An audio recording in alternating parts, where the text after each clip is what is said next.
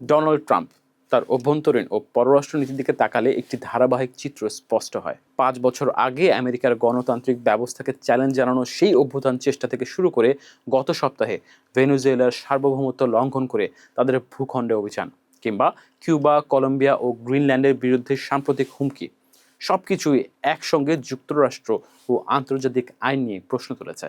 তবে এখানেই শেষ নয়। ট্রাম্পের এই পদক্ষেপ বা নীতি আসলে পুরো সভ্যতাকেই হুমকির মুখে ফেলেছে। যে কোনো সভ্য সমাজের উদ্দেশ্য থাকে দুর্বলের উপর যেন সবল আক্রমণ বা নিপীড়ন না চালায়, না হলে আমরা স্থায়ীভাবে এমন এক বর্বর যুদ্ধ লিপ্ত হব যেখানে শুধুমাত্র শক্তিমানেরাই টিকে থাকবে। আমেরিকার সার্বভৌমত্বের যে মূল ভিত্তি, সেই স্বাধীনতার সনদেও একই নীতি অন্তর্ভুক্ত। একথা বলা হয়েছে দেশটির বিল অফ রাইটসেও। দ্বিতীয় বিশ্বযুদ্ধের পর আমেরিকার নেতৃত্বে যে আন্তর্জাতিক আইন করা হয়েছে, জাতিসংঘের যে সনদ, সবখানেই গণতন্ত্র, মানবাধিকার ও আইন সমুন্নত রাখার কথা বলা হয়েছে। কিন্তু এই ভঙ্গুর নীতি ক্ষমতার অপব্যবহারের কারণে খুব সহজেই লঙ্ঘিত হচ্ছে। এই আদর্শকে ঠিক রাখতে হলে শক্তিশালী রাষ্ট্রগুলোকে স্বল্প মেয়াদের জয় থেকে নিজেদের বিরত রাখতে হবে, এবং তারা যদি সেটা না মানে তবে জবাবদিহির আওতায়ও আনতে হবে। যখনই কোনো ব্যক্তি, কর্পোরেশন কিংবা রাষ্ট্র যারা অর্থনৈতিক ও সামরিকভাবে বেশি শক্তিশালী, তারা দুর্বলদের উপর আক্রমণ ও শোষণ চালায়, তখন সভ্যতার ভিত ধীরে ধীরে ক্ষয় হতে শুরু করে। এই আগ্রাসন যদি সময় মতো নিয়ন্ত্রণে না আনা যায়, সেই ক্ষয় একসময় ভাঙনের রূপ নেয়। আর যদি এমন আচরণ থামানো না যায়, তাহলে বিশৃঙ্খলা ও যুদ্ধের পথে এগিয়ে যায় পৃথিবী। ইতিহাস বলে এটি নতুন কিছু নয়, এমন পতন আমরা আগেও দেখেছি।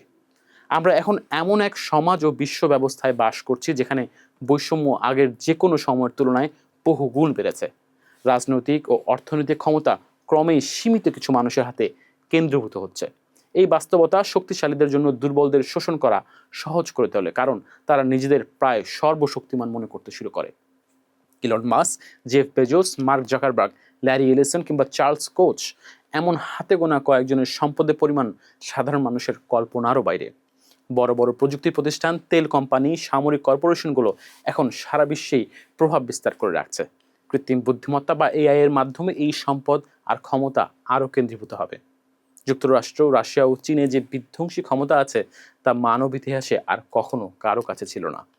কংগ্রেসের ভিত ও আপোষকামী রিপাবলিকান সদস্যদের সমর্থন এবং সুপ্রিম কোর্টের অনুগত সংখ্যাগরিষ্ঠতার সুযোগ নিয়ে ডোনাল্ড ট্রাম্প আমেরিকার প্রেসিডেন্সিকে ইতিহাসের সবচেয়ে শক্তিশালী এবং একই সঙ্গে সবচেয়ে জবাবদিহিহীন রাষ্ট্রীয় ক্ষমতায় রূপান্তরিত করেছেন। এই সব কিছু মেলালে একটা অশনি সংকেত স্পষ্ট হয়। ৫ বছর আগে ট্রাম্পের অভ্যুত্থান চেষ্টা ও গত সপ্তাহে নিকোলাস মাদুরোকে তুলে নিয়ে আসা দুটোই বেআইনি এবং দুটোই ক্ষমতার অপব্যবহার করে করা হয়েছে। কিউবা, কলম্বিয়া ও গ্রিনল্যান্ডের উপর ট্রাম্পের যে হুমকি, তা সেই ধারাবাহিকতারই অংশ। ইউক্রেনে ভ্লাদিমির পুতিনের যুদ্ধ কিংবা তাইওয়ানের উপর শি জিনপিং এর হুমকিও ঠিক সেই একই ছকের। বিশ্ববাজারে একচেটিয়া উপস্থিতি নিশ্চিত করে লুটপাট চালায় বড় প্রযুক্তি প্রতিষ্ঠান ও তেল কোম্পানিগুলো।